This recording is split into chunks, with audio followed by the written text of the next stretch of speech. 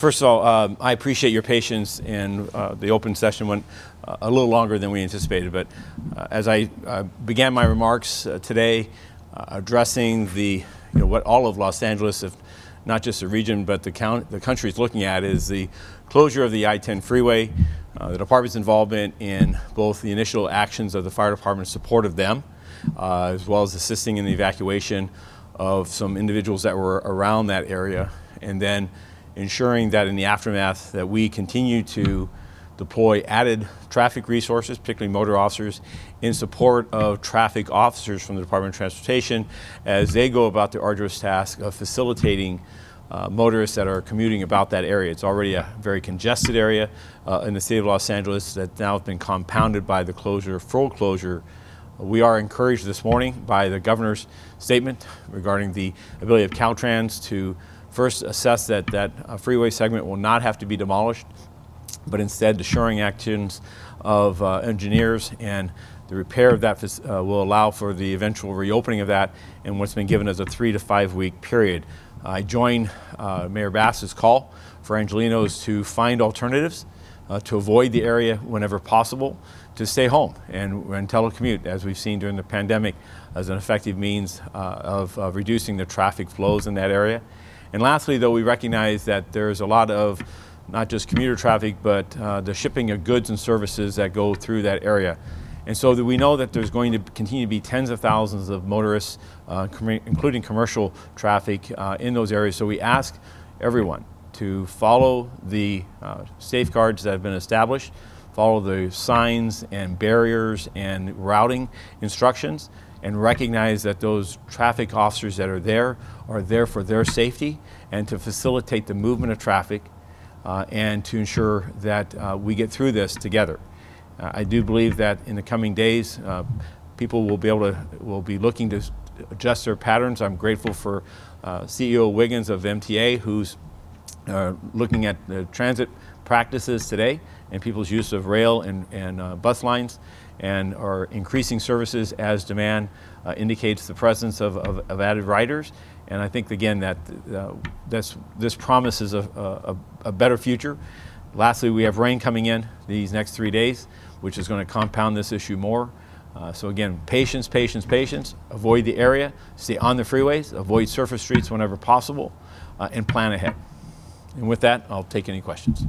Could I just ask you that one of the commissioners asked you about the reporting we did last week about these day laborers who found themselves in the midst of the investigation into the dismembered remains found in Encino. Can you just relay what you had said about your concerns about what happened at Topanga Station and what's happening? Well, specifically, I've asked for an investigation, a personnel investigation into the actions of what has been reported, which was that 2 individuals came to the station upon a referral by a nearby California Highway Patrol office. And they came there with a report of concerns relative to the contents of some trash bags that they had been asked to dispose of. They didn't have those bags with them, that they were back at the individual's home or location where they had been asked to do this service, and that they believe that the bags, as I understand it, contained potentially human remains. And the direction that they were given was to step outside and call 911, which we dispatched a unit, and a unit met with them and went to the location and conducted an investigation. My concern is that very act right there of having them go outside and call 911 versus summoning a unit via other available channels and assuring that the people remain there, with their cooperation, to have a unit that could, a black and white, a patrol unit that could go out and conduct an investigation. I'm grateful for the fact that this wasn't dropped, that they followed those directions, and that a patrol unit did arrive, did go out to the scene, and my understanding did discover trash bags in the rear yard. Those bags were examined and not found to have any human remains. And there was a limit of what other actions the officers could take at this early juncture. We'll investigate to determine that and verify that. But there was the bags that the individuals had referred to having existed were not there, and which limited the officers' ability to act any further as far as moving into the home that was there, that there was no one coming out or talking to us from. Now, as we know, with follow-up investigation that resulted in the following morning, where another individual found what appears to be human remains in a garbage container some distance away. We tied that together with this earlier report, and detectives rolled back, and now robbery homicide has what we believe to be a very tragic circumstance of a death of a mother and potentially her parents at the hands of her husband. And we have a murder investigation that's going on with that. Yesterday, the district attorney's office, as my understanding, filed murder charges against the person we believe responsible for that. And our investigation continues to determine the location of everyone involved. Can I just ask one quick follow-up? Sure. What would the circumstances be in your mind for an on-duty uniformed desk officer to instruct somebody to call 911 as opposed to helping them directly? Yeah, I don't have one in my mind that such. The desk officer has at his or her disposal the watch commander on scene, so there's supervision there. They have radio communications that they can summon communications to issue or dispatch units or what other resources are needed. So that's what our expectation is, that front desk services is that our community members who go there receive the appropriate service. And this investigation will determine and verify or affirm the facts as whatever they are. What I've given the description of what we think they are, but I will say, what my concern is. We have today in a use of force involving an individual in the Rampart area, where his wife went to the station to ask for assistance because of a violation of a restraining order, and she was directed to go back near the scene and summon police from there. I have a complaint investigation regarding that action, because and later my report and findings as to the actions of that individual as well as the officers eventually who arrived on scene, and this resulting in an officer-involved shooting, will be made public. The next matter is for that entire ordeal to go before the Board of Police Commissioners. So in closed session, so I'm precluded from discussing about that further. But to you and others that have an interest in this, my expectations that will be remarked on in my report then, and my expectations, as I'm saying here, is that people go to the station for help. We help them. Chief, are there any new developments in that body part case? Anything new today? Have the parts been identified? No, I don't have any further update than what murder charge has been filed against the individual. We do have grave concerns for the parents of the spouse, and we do at this point believe that the torso that was found, we believe it to be a human torso in that bag, is likely the wife of the suspect. Chief, in recent years, the department has sent personnel to Israel to learn from and train with security services there.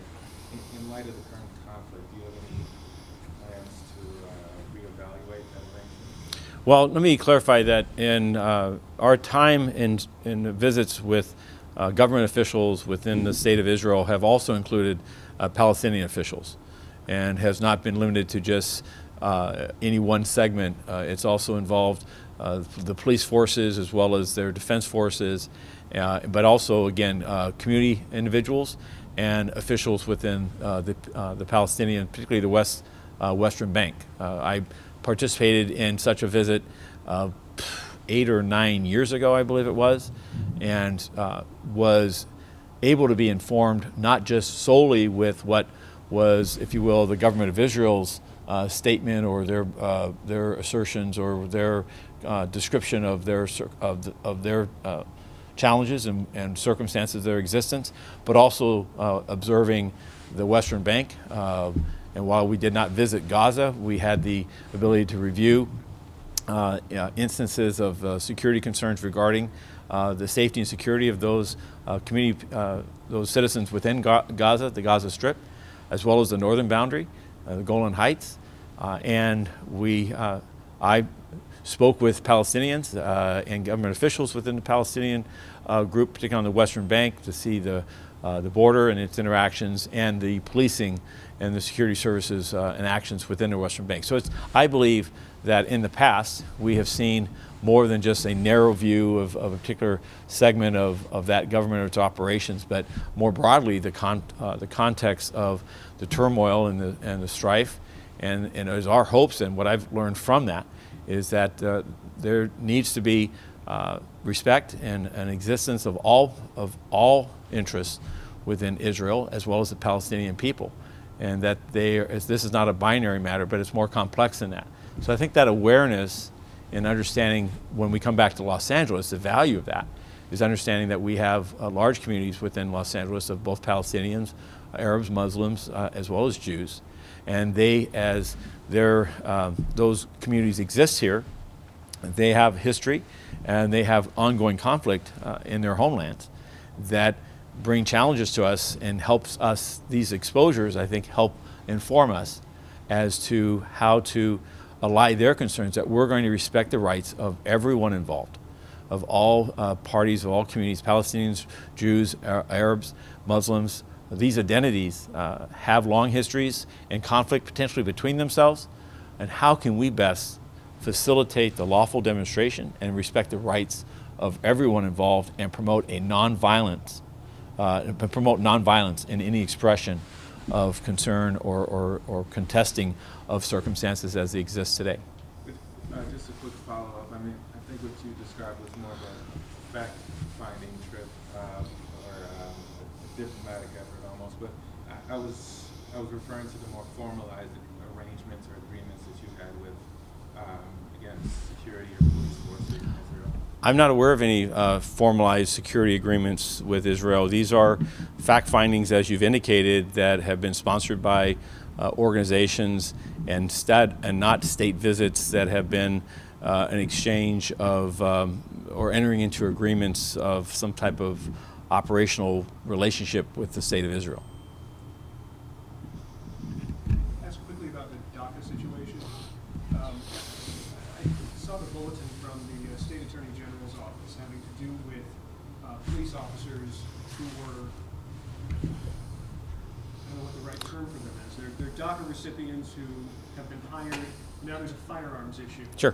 What's going on with Yeah. that, and how is it going to affect the LAPD? Because I know you have some DACA recipients who graduated Yes. from the academy recently. So let me, for the context of the group that may not have heard the question, currently the department has police recruits, individuals that are going through the academy to graduate and become police officers that are DACA recipients.